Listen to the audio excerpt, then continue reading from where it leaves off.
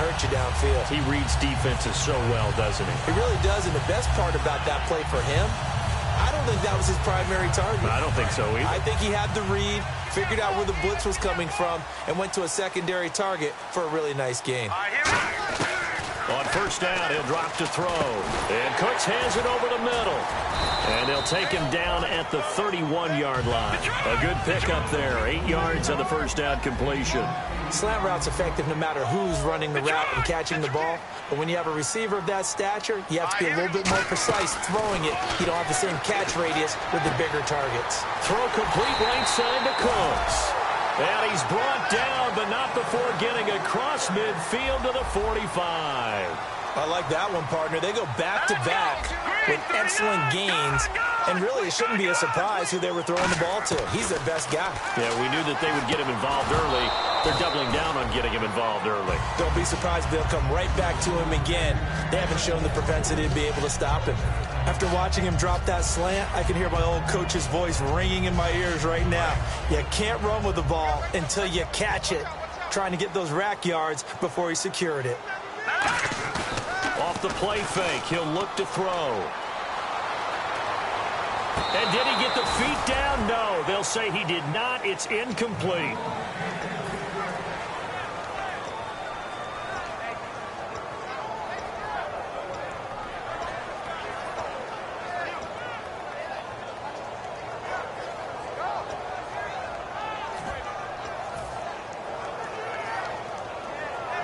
And here comes play number 6 on this drive. So here we go now. An extra defensive back in there on 3rd and 10. They'll set up a throw. And he couldn't hang on to it through the contact. Incomplete. Oh, man, for him to be that wide open and drop it. Sometimes you have just too much time on your hands, right? You end up thinking way too much, and your hands get shaky. And, yes, he's a tight end, but that's a catch he should have made. So on 4th down, out comes Bradley Pinion to punt this one away. And look at this. It's a fake. And this is incomplete. A huge gamble, and it does not pay off. And now out comes Houston. And a tight game after punting last time. See if they can get something going on this drive. As they head to the field now, with the game this close, you got to feel there's a sense of urgency for them going on offense right now. But they have to do it without letting panic creep in and affect their play. He rifles one that's intercepted. A great read, and it's picked off. And his guys are going to get the football at their own 47-yard line. And San Francisco gets set to go here. They had a great drive going last time. They were moving the ball, and then all of a sudden it just stalled out. So we'll see what they can do here, Charles. And it's always easy to second guess when you don't get it on a 4th down try. But they had to like the feeling that they had going on offense. They want to continue to see if they can capture that again on this drive and maybe get in the same position. Yeah, and that's, I mean, like I said, they were moving the football. It's not like they went 4 and out, so I don't think it's a deal where the offense doesn't have confidence. No, I agree with you totally on that one. If anything, they may have gained more confidence. Okay, they stopped us once. That's all right. Let's keep moving it. Make them do it again. Right.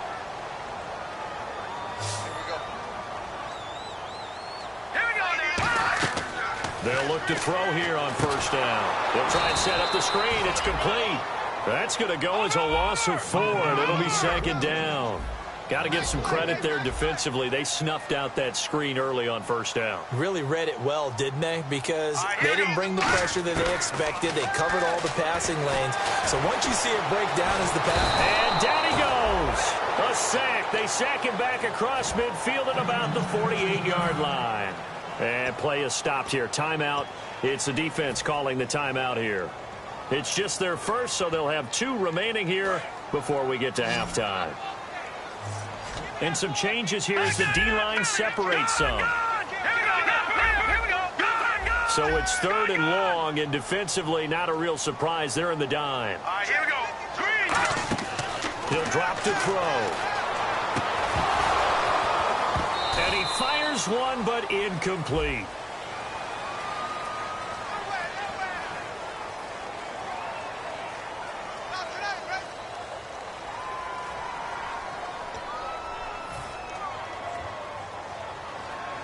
So on now is the Clemson man, Bradley Pinion, to punt this one away.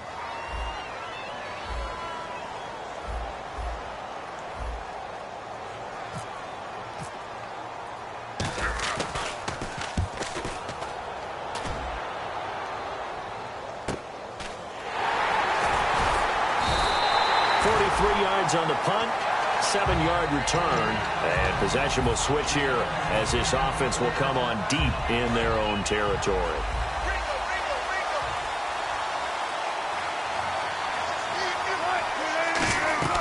Trying to shake off the interception from the last drive. He'll look to throw, and they'll set up the screen to Gurley.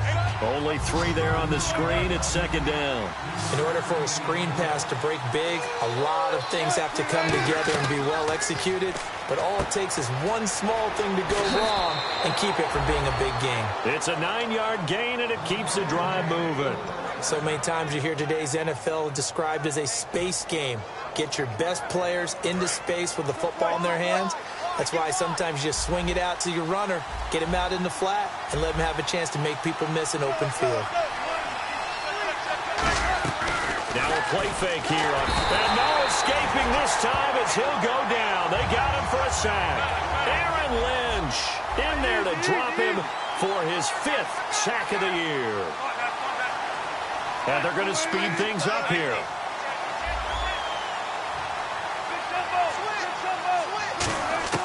Now Wilson on second down. And Wilson's going to be intercepted a 3rd time. A great read, and it's picked off. And his guys are going to take over at the 21-yard line. And the 49ers getting set to trot out there. And they're coming off a 3-and-out, my friend. I think they've got to look at that play sheet and go to a spot that they haven't gone before. Time to shake things up a little bit to try and get this offense moving. Okay, so how do you do that? How do you shake things up? You look at what you called before, realize it hasn't worked so something well, else. And maybe you try and find one of those special plays from one of your better players, and maybe try and hit something big and get things going in the excitement area. Looking to speed things up here, going with some tempo. They'll look to throw here. Firing quickly here, and that's complete. Now whistles come in. We're going to get a timeout here by the offense. So that means they're down to 1 remaining here as we head toward halftime. Offense coming up, needing 2 yards on 3rd down. Let's go, team. Hurry up, here we go. Back to throw. Oh, it stays up. And that'll be incomplete with 11 seconds remaining now. Brandon Cooks, the receiver he was going after. And that brings up 4th down. 3rd down is a down. Both sides know they absolutely have to win. And the name of the game for the defense is pressure on the quarterback. But pressure on the quarterback with contact, that's how you end up winning it. He'll look to throw. And he hauls it in the end zone. Touchdown, San Francisco. Brandon Cooks in the final seconds of the first half. And the 49ers have now taken the lead. And it's up and good. That pushes the lead now to 15-7.